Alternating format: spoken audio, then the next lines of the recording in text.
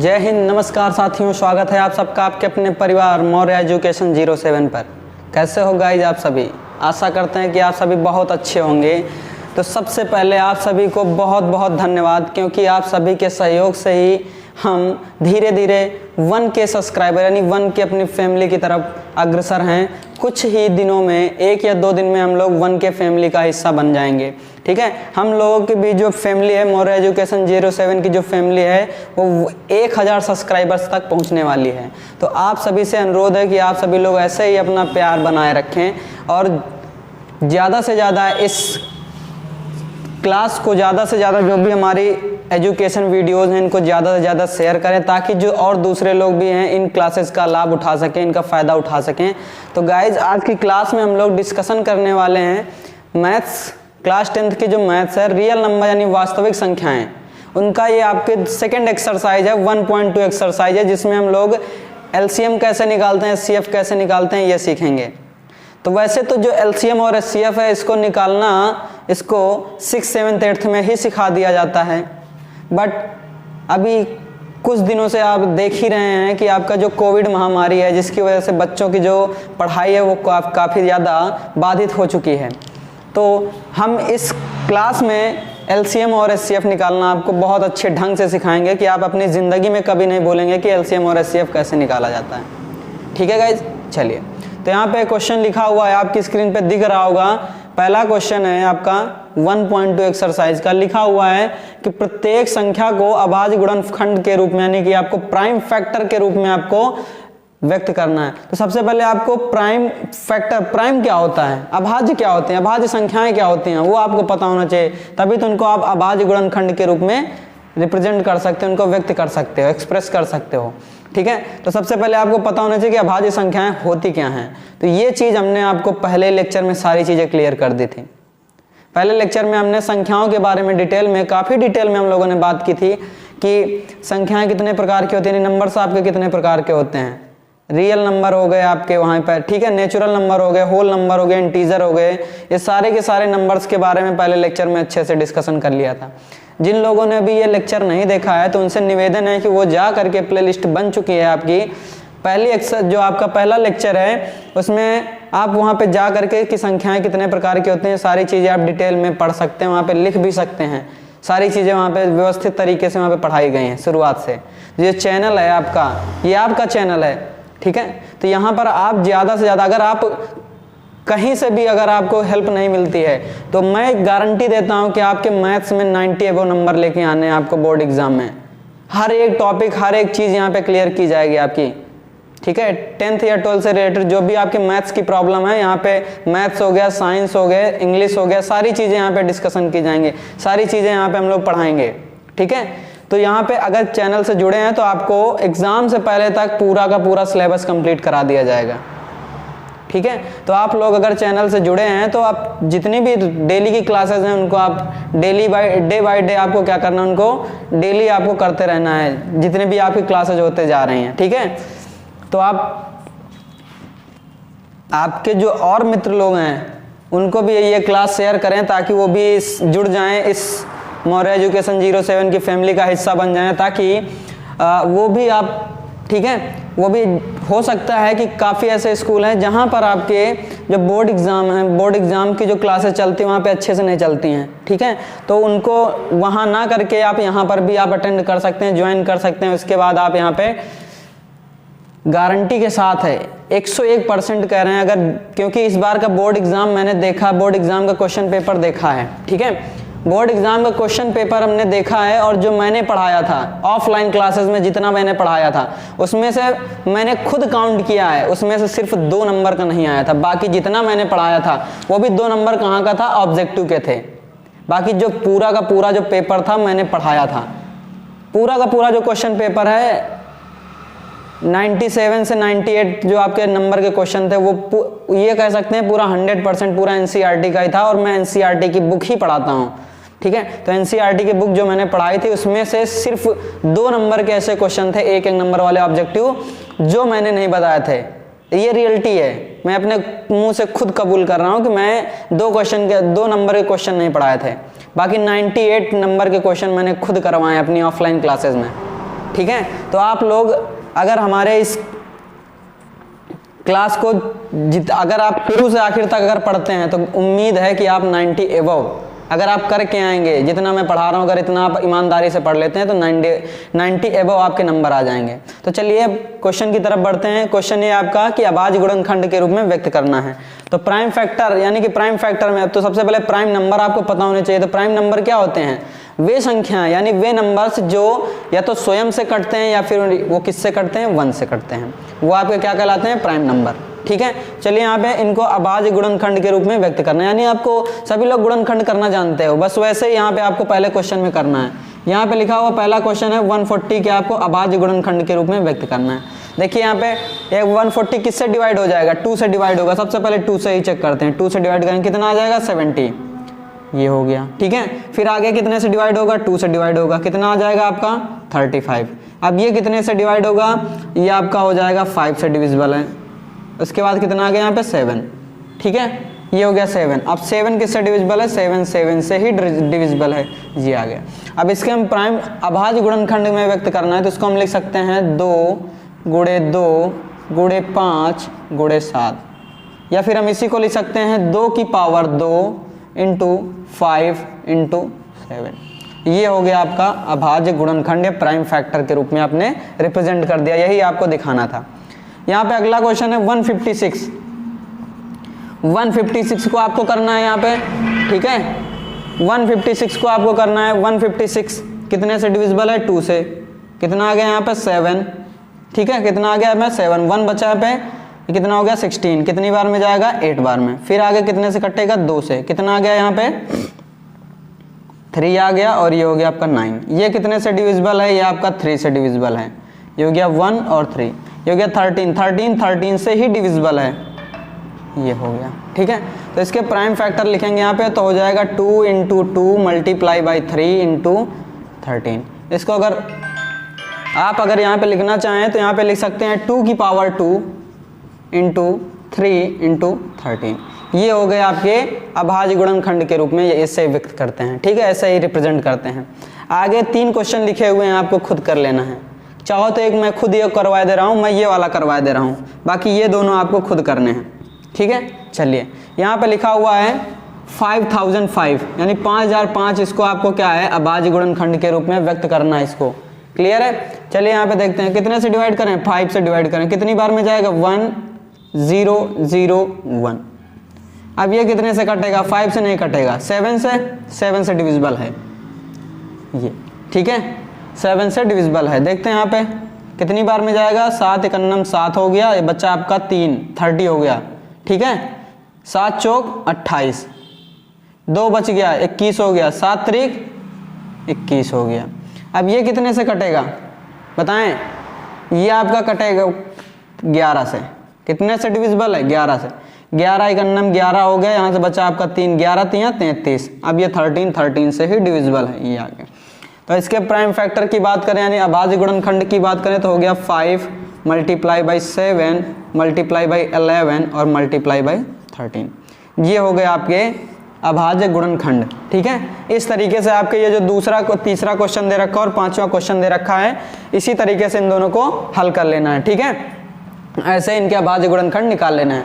आगे 2 क्वेश्चन दिए गए हैं, इनको आपको खुद करना है। अब हम लोग अगले क्वेश्चन की तरफ बढ़ते हैं। जो अगला क्वेश्चन है आपका वो भी देख लेते हैं।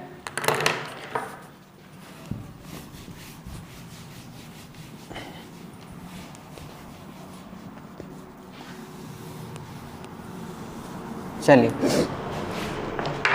अगला क्वेश्चन है find the LCM and HCF. आपको क्या करना है?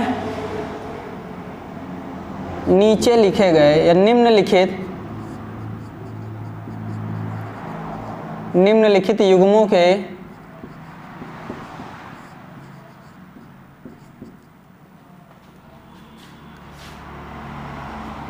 एचसीएफ तथा एलसीएम ज्ञात कीजिए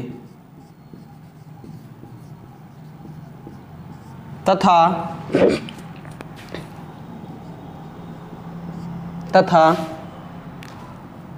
एलसीएम गुणे एचसीएफ बराबर दोनों संख्याओं का गुणनफल, दोनों संख्याओं का गुणनफल को सत्यापित कीजिए, सत्यापित कीजिए। ठीक है,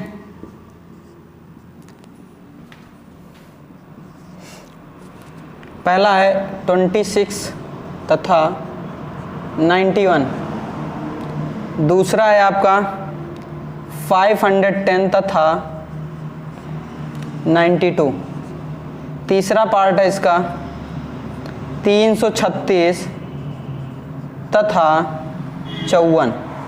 ये 3 क्वेश्चन यहाँ पे दे रखा है। ठीक है, इनमें आपको क्या करना है, इनका एचसीएफ और एलसीएम ज्ञात करना है। क्या करना है आपको, एलसीएम तथा एचसीएफ ज्ञात करना है, और आपको यहाँ पे आपको दिखाना है कि जो एलसीएम और एचसीएफ आया है इनका प्रोडक्ट किसके बराबर होता है, जो आपके 2 नंबर्स दिए गए हैं इनके मल्टीप्लिकेशन के बराबर होता है। ठीक है, तो इसके क्वेश्चन को सॉल्व करने से पहले मैं एक फॉर्मूला बता रहा हूँ, और जो ये फार्मूला जो इस बार बोर्ड एग्जाम हुआ, जो अभी 21 तारीख को बोर्ड एग्जाम हुआ 21 फेब को 2023 में, उसमें आपका सीधा यही फार्मूला रखा हुआ था। 4 ऑप्शन दिए हुए थे, आपको सही ऑप्शन टिक करके बताना था। तो ये क्वेश्चन है आपका, वहां पे दिया था फॉर्मूला ये होता है HCF इंटू LCM इक्वल्स होता है A into b. A into b क्या है, वो 2 नंबर्स होते हैं जिनका LCM और HCF हम लोग निकालते हैं। अगर LCM तथा HCF का मल्टीप्लाई कराते हैं और दोनों संख्याओं का मल्टीप्लाई कराते हैं, तो अगर दोनों संख्याओं का मल्टीप्लाई और LCM और HCF का मल्टीप्लाई अगर दोनों बराबर आते हैं तो वो आपका वेरीफाई होता है, यानी आपका राइट हैंड साइड और लेफ्ट हैंड साइड आपका क्या हो जाता है, लेफ्ट हैंड साइड और राइट हैंड साइड बराबर हो गया तो वही आपका वेरीफाई हो जाता है। तो ये फॉर्मूला आपको याद रखना है, LCM इंटू HCF बराबर होता है A इंटू बी। क्लियर है? चलिए देखिए यहाँ पे इसी फॉर्मूले को अभी हम लोग आगे नीचे वेरीफाई करेंगे, उसी को सत्यापित करेंगे। तो पहला है, इसमें से हम 1 क्वेश्चन या 2 क्वेश्चन, 1 क्वेश्चन करवा देंगे, बाकी आपको करना है। देखिए यहाँ पे पहला क्वेश्चन है 26 तथा 91, इनका LCM और HCF निकालना है। तो सबसे पहले आपको LCM और HCF निकालना मैं सिखा रहा हूँ। ठीक है, बहुत आसान है, ज़्यादा कठिन नहीं है। एक काम करना है, देखिए यहाँ पे दोनों संख्याओं क्या करना है, यहाँ पे लिखेंगे सॉल्यूशन। दोनों संख्याएं इस तरीके से लिख देंगे 26 और ये हो गया आपका 91, इस तरीके से लिख देंगे। 26 के आपको अभी जैसे पीछे बताया कि फैक्टर किस तरीके से करना है, 26 के फैक्टर कर लीजिए आप। किससे कटेगा, 2 से कटेगा, कितना आ गया यहाँ पे 13। 13 किससे कटेगा, 13 से ही कटेगा। तो ये पूरी चीज़ यहाँ पे लिख देनी है, 2 इंटू 13 इंटू आप 1 भी लिख सकते हैं ये वाला। उसके बाद किसको, 91 को, 91 किससे कटेगा, 7 से, कितना आएगा यहाँ पे 1 और ये हो गया आपका 13। ठीक है, अब ये किससे कटेगा, 13 से ही कटेगा, तो ये आ गया आपका 1। तो यहाँ पे अगर हम लिखना चाहें इसको 91 को हो गया 7 इंटू 13 इंटू 1। ठीक है, ये इस तरीके से लाइन खींच देते हैं हम लोग।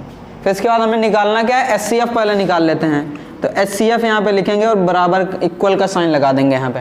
क्लियर है? देखते हैं यहाँ पे जो दोनों संख्याएं, इसमें जो कॉमन फैक्टर होता है उसको हम लोग क्या करते हैं, कॉमन ले लेते हैं। हम लोग क्या करते हैं, वहाँ पे कॉमन ले लेते हैं। तो यहाँ पे देखिए क्या क्या कॉमन आ रहा है आपका कॉमन आ रहा है 13 आ रहा है और दूसरा आपका 1 आ रहा है। ठीक है, 13 आ रहा है और 1 आ रहा है। तो जो कॉमन फैक्टर है उन्हीं को केवल HCF में लिया जाता है। क्या किया जाता है, जो कॉमन फैक्टर है उन्हीं को केवल HCF में लिखा जाता है।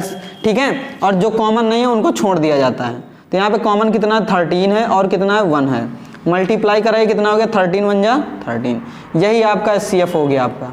क्लियर है, समझ में आया? HCF क्या है, जो आपकी संख्याएं थी उनके आप फैक्टर करिए, गुणनखंड करिए, आप लिख लीजिए, और दोनों में जो आपको कॉमन दिखे, दोनों में, ठीक है, ऊपर और नीचे दोनों में अगर जो कॉमन दिखता है वही कॉमन आपका लिख लिया जाता है, जो कॉमन नहीं उसको छोड़ दिया जाता है।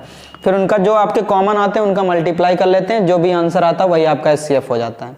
क्लियर है? चलिए उसके बाद हम लोग LCM निकालते हैं।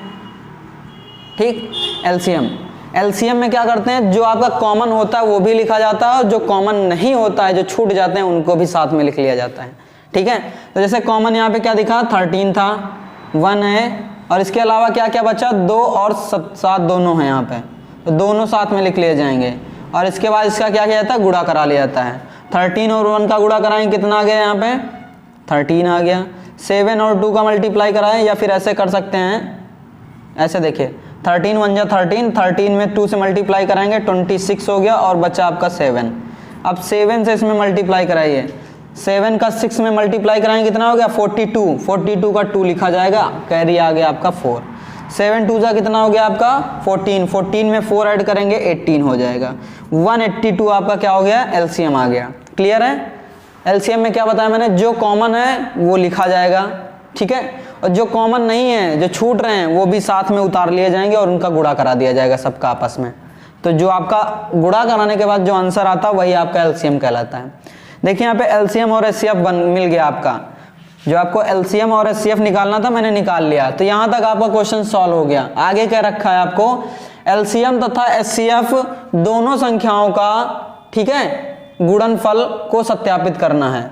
ठीक है, हमें सत्यापित क्या करना है कि जो एलसीएम और एचसीएफ आया है इनका अगर गुणा कराएं, और जो दोनों संख्याएं दी थी ये वाली और इनका गुणा कराएं, दोनों अगर बराबर आते हैं तो इसका मतलब ये जो फॉर्मूला लिखा हुआ है क्या होगा, वेरीफाई हो जाएगा। तो चलिए यहाँ पे कर लेते हैं। फॉर्मूला आपको पता है क्या है, यहाँ पे इधर लिख लेते हैं, यहाँ पे HCF इंटू LCM बराबर A इंटू B। तो HCF आपका कितना आया था, 13 आया है, LCM कितना आया, 182 आया है आपका, बराबर A कितना था आपका 26 और B कितना है आपका 91। मल्टीप्लाई कराते हैं यहाँ पे, देखिए कितना आएगा, 13 2 जा कितना हो गया, 26 का 6 आ गया, हासिल आ गया आपका 2। 18 का 8 में मल्टीप्लाई कराएं, कितना हो गया, 18 का 8 में मल्टीप्लाई कराएं कितना आएगा, 104। 104 में 2 ऐड करेंगे 106 आ जाएगा। 6 का 106 में 6 आ गया आपका, यहाँ पे 10 आ गया कैरी। यहाँ पे 13 1 जा 13 हो गया, 13 में आप 10 ऐड करेंगे कितना हो गया 23। तो ये आ गया आपका एलसीएम और एचसीएफ का मल्टीप्लिकेशन।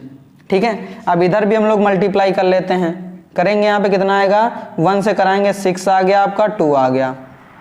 ठीक है, 9 का 6 में कराएंगे कितना हो गया 54, 9 6 जा कितना हो गया 54, 54 का 4 लिखेंगे, हासिल आ गया आपका, कैरी आ गया 5। 9 2 जा कितना हो गया 18, 18 में 5 ऐड करेंगे कितना हो गया 23। ऐड करिए 6 6 2 3, दोनों तरफ आपके बराबर आ रहे हैं, इसका मतलब आपका जो आपको वेरीफाई करना था, जो सत्यापित करना था वो सत्यापित हो गया। यही आपका प्रूव्ड करना था, यही आपको क्या करना था, सत्यापित करना। ये आ गया आपका आंसर, यानी कि आपका जो एलसीएम और एचसीएफ आया वो बिल्कुल एकदम सही है। बाकी के जो नीचे 2 क्वेश्चन लिखे हुए हैं ये और ये आपको इसी तरीके से कर लेने हैं।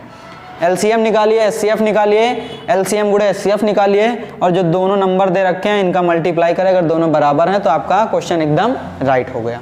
ठीक है, चलिए अगले क्वेश्चन की तरफ बढ़ते हैं, जो आपका एक्सरसाइज 1.2 का 3rd क्वेश्चन है, उसकी तरफ बढ़ते हैं। तीसरा क्वेश्चन है आपका, चलिए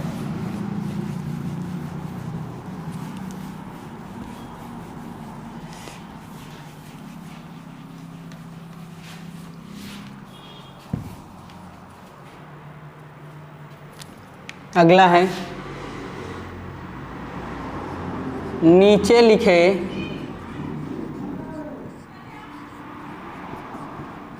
पूर्णांकों के, नीचे लिखे पूर्णांकों के एलसीएम व एचसीएफ ज्ञात कीजिए। एलसीएम व एचसीएफ अभाज्य गुणनखंड, ठीक है, प्राइम फैक्टर के थ्रू अभाज्य गुणनखंड विधि से ज्ञात कीजिए।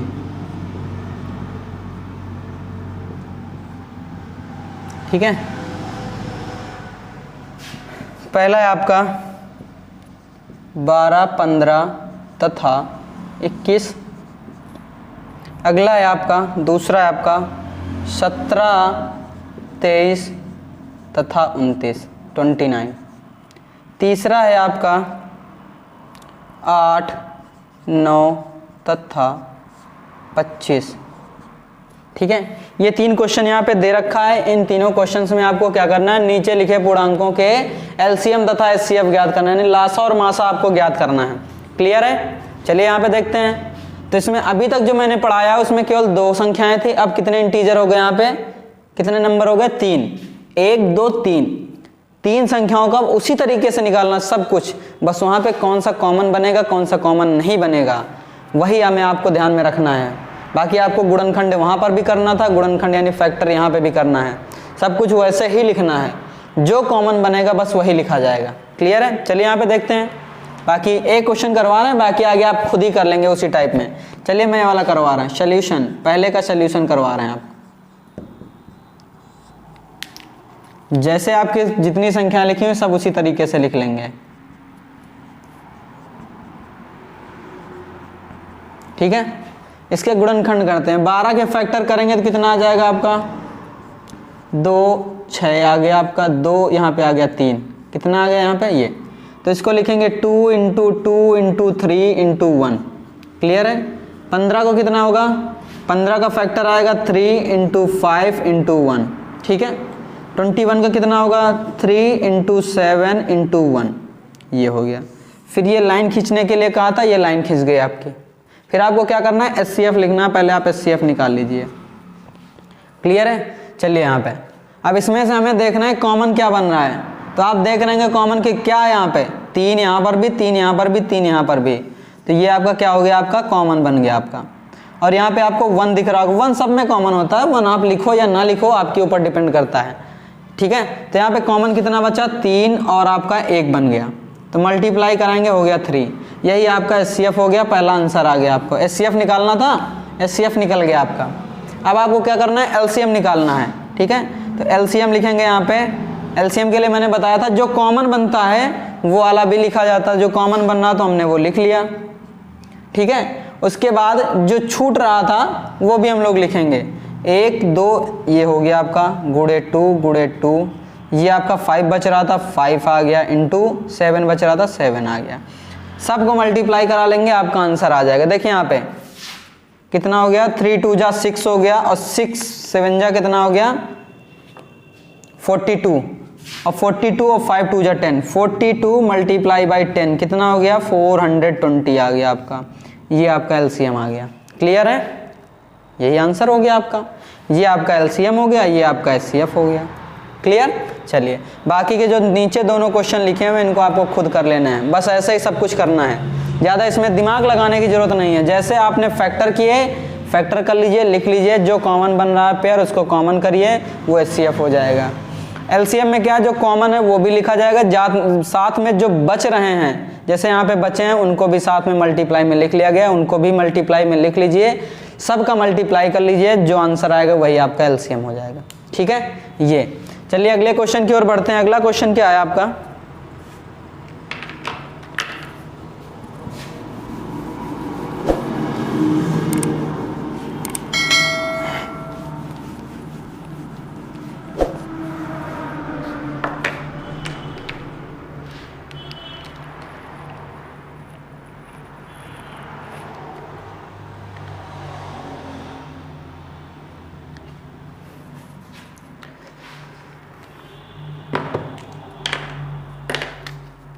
अगला क्वेश्चन क्या रखा आपका, दिया है, क्या दिया है यहाँ पे क्वेश्चन में,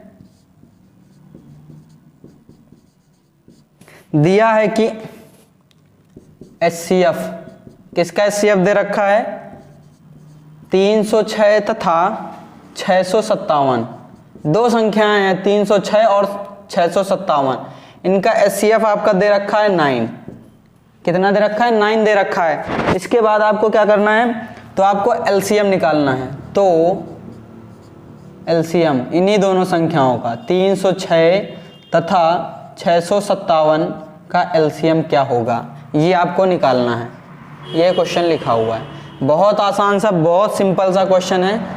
ठीक है, ऐसे क्वेश्चंस में को करना बहुत आसान है। देखिए यहाँ पे संख्याएं दे रखी हैं, यानी ए ये दे रखा है, बी ये दे रखा है, एचसीएफ आपका ये दे रखा है, आपको एलसीएम निकालना है। फॉर्मूला मैंने बताया है, उसी फॉर्मूले का इस्तेमाल करेंगे। क्या फॉर्मूला बताया है, फॉर्मूला ये था एचसीएफ इंटू LCM बराबर होता है A इंटू बी। क्लियर है? आपका SCF दे रखा है, A दे रखा है, B दे रखा है, LCM आपको निकालना है। तो LCM को आप इधर रखिए, बाकी सारी चीज़ों को दूसरी तरफ ट्रांसफ़र कर लीजिए। तो ये हो गया आपका LCM बराबर A into b upon SCF इधर मल्टीप्लाई में था, इधर डिवाइड में चला जाएगा, यानी इधर आपका भाग गुणे में था, उधर भाग में चला जाएगा। A आपका कितना दे रखा है 306, B कितना दे रखा है 657, SCF कितना दे रखा है 9। बस इसको आपको डिवाइड कर लेना है। देखिए 9 से कट जाएगा, बिल्कुल कट जाएगा। डिवाइड करते हैं, 9 1 जा 9, 9 3 जा 27, बच गया आपका 3, 36 हो गया। 9 4 जा 36 हो गया। अब यहाँ पे 657 मल्टीप्लाई बाई 34, इसका मल्टीप्लाई कर लेना है और आपका आंसर आ जाएगा। देखिए यहाँ पे मल्टीप्लाई करते हैं, 7 का 4 में मल्टीप्लाई करेंगे, कितना आ गया 7 चौक 28 के 8 आ गया आपका, हासिल 2 आ गया। 4 पंचे 20, 20 में 2 जोड़ेंगे 22 आ गया, 22 का 2 हासिल 2 आ गया। 4 छंग 24 हो गया, 24 2 कितना हो गया 26 हो गया। 3 सत्ते 21 हो गया, हासिल आ गया 2, 3 पचे 15, 15 2 17 के साथ हासिल 1 आ गया। 36 18 1 19, ये तो जोड़िए कितना आएगा यहाँ पे 8 आ गया, ये 3 आ गया, और यहाँ पे हो गया 7 6 13, 3 हासिल 1 हो गया, 9 1 10 2 12 हो गया, और 12 1 हासिल हो गया। ये तो इसका LCM कितना आएगा आपका 22,338 आ जाएगा। आपका LCM कितना आ जाएगा आपका 22,338, सही आपका आंसर हो जाएगा। क्लियर है? इस तरीके से इस क्वेश्चन को सॉल्व करना था, बहुत आसान सा क्वेश्चन था। LCM इंटू SCF बराबर होता है A इंटू बी। LCM आपका फॉर्मूला यहाँ से SCF को इधर भेज दिए, A into b upon SCF। A ये दे रखा था, B ये दे रखा, SCF ये दे रखा, सॉल्व कर लिया, आपका आंसर आ गया 22,338। क्लियर है? ये आपका LCM हो गया। ठीक है, आगे बढ़ते हैं, नेक्स्ट क्वेश्चन की ओर बढ़ते हैं।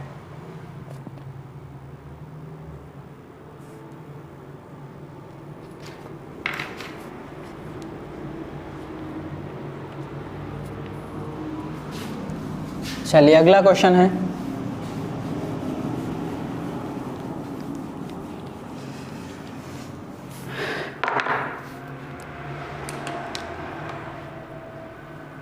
क्वेश्चन ये क्या रखा है कि एक्सप्लेन कीजिए, यानी व्याख्या कीजिए,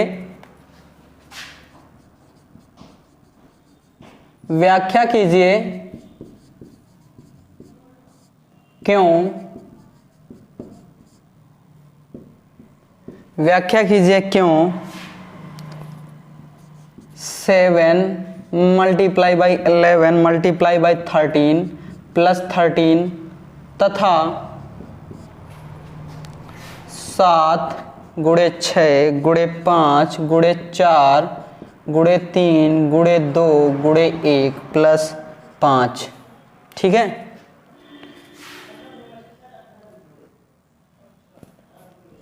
भाज्य संख्याएं हैं, भाज्य संख्याएं हैं, यानी कंपोजिट नंबर हैं, आपको बताना है, व्याख्या करना है, आपको एक्सप्लेन करना है कि क्यों 7 गुणे 11 गुणे 13 प्लस 13 तथा 7 गुणे 6 गुणे 5 गुणे 4 गुणे 3 गुणे 2 गुणे 1 प्लस 5 भाज्य संख्या यानी कंपोजिट नंबर आपको बताना है। तो यहाँ पे 2 क्वेश्चन दे रखा है, एक क्वेश्चन यहाँ से यहाँ तक है, दूसरा क्वेश्चन यहाँ से यहाँ तक है। एक क्वेश्चन मैं बताऊंगा, एक क्वेश्चन आपको सॉल्व करना है, ठीक है। चलिए यहाँ पे देखते हैं, सोल्यूशन लिखते हैं यहाँ पे। तो पहला पार्ट मैं बता दे रहा हूँ, बाकी दूसरा पार्ट आपको करना है। यहाँ पे लिखा हुआ है 7 गुणे 11 गुणे 13 और प्लस 13, ये दे रखा है, ठीक है। सबसे पहले आपको पता होना कि भाज्य संख्याएं होती क्या हैं। तो वे संख्याएं जिनके 2 से ज़्यादा फैक्टर होते हैं, 2 से ज़्यादा गुणनखंड होते हैं, वो आपकी क्या होती हैं, भाज्य संख्याएं होती हैं, ठीक है। पहले लेक्चर में मैंने ये सारी चीज़ें डिस्कशन कर ली थी, ठीक है। चलिए यहाँ पे जिन्होंने नहीं देखा वो जा करके पहला लेक्चर देख सकते हैं। चलिए यहाँ पे, तो यहाँ पे देखते हैं कि यहाँ से आपको 13 कॉमन नज़र आ रहा होगा। तो 13 यहाँ से हम लोग क्या करते हैं, कॉमन ले लेते हैं। 13 कॉमन ले लिया तो बच्चा कितना, यहाँ से आपका बच्चा 7, यहाँ से बच्चा आपका 11 मल्टीप्लाई बाई 1, और ये प्लस आ गया। 13 से आपका 13 चला गया, 13 को 13 इंटू 1 लिख सकते हैं, तो आपका कितना बच्चा 1। क्लियर है? चलिए, तो ये हो गया आपका 13, यहाँ पे लिखा 13, यहाँ पे मल्टीप्लाई करिए, कितना आएगा 13 और 11 इंटू 7 किया और 1 से मल्टीप्लाई किया 77 आ गया, प्लस 1। 77 में 1 ऐड करेंगे कितना हो गया 78, ये हो गया। 78 के फैक्टर कर लेते हैं हम लोग यहाँ पे, देखिए यहाँ पे 78 के फैक्टर करेंगे कितना आ जाएगा आपका, 2 से डिवाइड करेंगे 39 आ गया, 3 से डिवाइड करेंगे यहाँ पे 13 आ गया, 13 से कटेगा। तो इसकी जगह पे हम लोग क्या लिख सकते हैं, यह हो गया आपका 13, इसको लिख सकते हैं 2 × 3 × 13 × 1, ठीक है। तो यहाँ पे हम ये कह सकते हैं it is clear from above that, उपरोक्त से स्पष्ट है कि जो संख्या दी गई थी उसके 2 से ज़्यादा गुणनखंड होने की वजह से, 2 से ज़्यादा गुणनखंड होने की वजह से ये संख्या क्या है आपकी, भाज्य संख्या है। यहाँ पे लिख लेंगे उपरोक्त से स्पष्ट है कि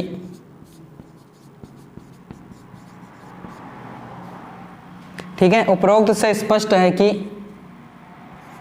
दी गई संख्या के 2 से ज़्यादा गुणनखंड हैं, अतः उपरोक्त संख्या भाज्य संख्या है, भाज्य संख्या है। क्लियर है? चलिए, तो ये इस क्वेश्चन का आंसर हो गया। पूरा इसी तरीके से करना है आपको। दूसरा क्वेश्चन यहाँ पे देख रहे हो आप, यहाँ पे भी 5 है, यहाँ पे 5 है, 5 कॉमन ले लेंगे, बाकी पूरा प्रोसेस इसी तरीके से करना है आपको। क्लियर है? चलिए अगले क्वेश्चन की तरफ बढ़ते हैं। ये क्वेश्चन आपका बहुत अच्छा क्वेश्चन था, आसान था, ज़्यादा टफ नहीं है, बहुत ईजी है आपका, ठीक है। अगला क्वेश्चन है आपका, ये दे रखा है कि चेक करके बताइए,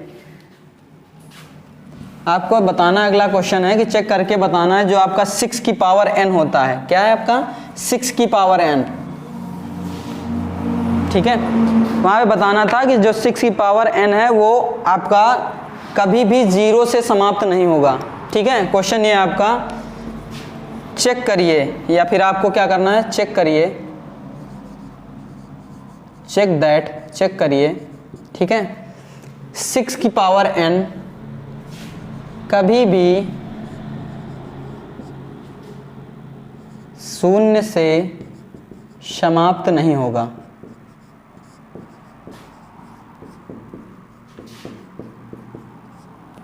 यदि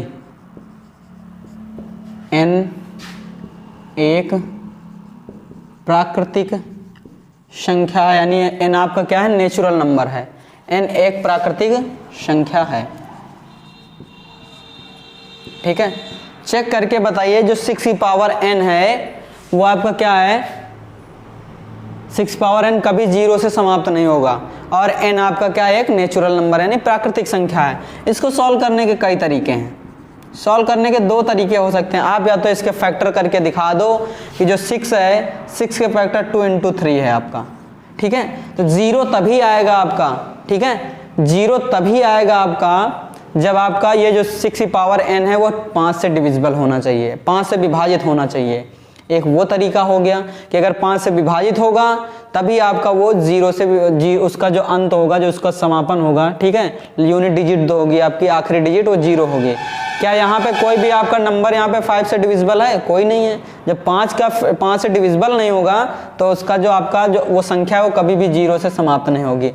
एक ये तरीका है। दूसरा तरीका है, बहुत आसान है। यहाँ पे हम लोग क्या करेंगे, यहाँ पे लिखेंगे 6 की पावर n, जहाँ n आपका क्या है, नेचुरल नंबर है, n बराबर नेचुरल नंबर, यानी प्राकृतिक संख्या है ये आपका, ठीक है। ये आपकी क्या हो गया, नेचुरल नंबर। जब नेचुरल है तो आपको पता है कि n बराबर 1 2 3 4 5 कुछ भी पुट कर सकते हैं यहाँ पे, ठीक है। जब ये पुट कर सकते हैं आपके, ये हो गया, तो धीरे धीरे एक एक करके पुट करना शुरू करते हैं। जब n बराबर 1 पुट करेंगे तो 6 की पावर 1 हो जाएगा, ये हो गया आपका 6। दोबारा जब हम n बराबर 2 पुट करेंगे तो 6 की पावर कितना हो गया, 2, और 6 की पावर 2 का मतलब होता है 6 × 6, इसको लिख सकते हैं 36। तीसरा जब n बराबर हम लोग 3 पुट करेंगे तो हो जाएगा 6 की पावर 3 हो गया यहाँ पे, ठीक है, तो हो जाएगा 6 × 6 × 6, क्लियर। इसको सॉल्व करेंगे तो हो जाएगा 216। यहीं से आपको पता चल रहा है आपको यूनिट डिजिट देखनी है, यानी सबसे आखिरी डिजिट देखनी है। और सबसे आखिरी डिजिट यहाँ पे 6 पे समाप्त हो रही, यहाँ पे भी 6 से समाप्त हो रही, यहाँ पे भी 6। आपको दिख रहा होगा n की वैल्यू कुछ भी रखते चले जाएं, उसका जो यूनिट प्लेस है, जो आखिरी संख्या है, वो क्या आ रहा है आपका 6 आ रहा है। तो अगर जब 6 आ रहा है तो 0 कभी आ ही नहीं सकता। तो यहाँ पे लिख देंगे, यहाँ पे उपरोक्त से स्पष्ट है कि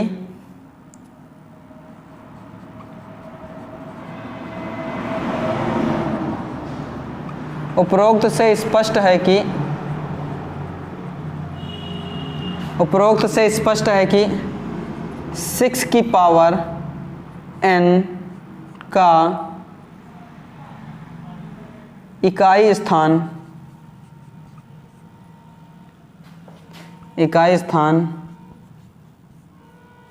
6 ही रहेगा जब n प्राकृतिक संख्या होगी।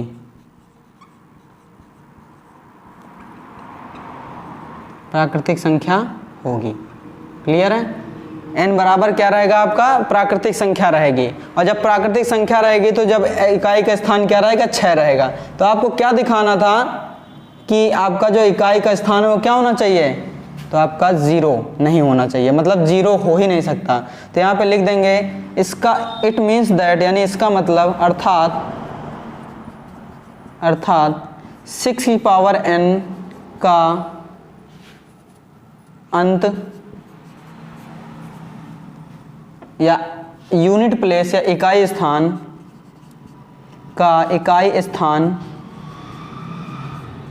0 कभी नहीं होगा। यही आपको प्रूफ करना था, यही आपको दिखाना था, यही प्रूफ्ड हो गया आपका। ठीक है, इतना काम करना था इस क्वेश्चन में। ठीक है, चलिए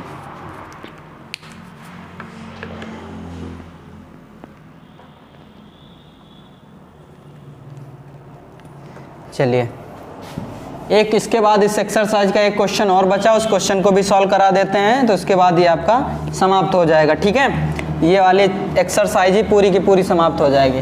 देखिए अगला क्वेश्चन क्या दे रखा आपका, क्वेश्चन नंबर यहाँ पे 7 है। क्वेश्चन नंबर 7 आपको क्या दे रखा है, मैं पढ़े दे रहा हूँ क्वेश्चन ये है, देयर इज ए सर्कुलर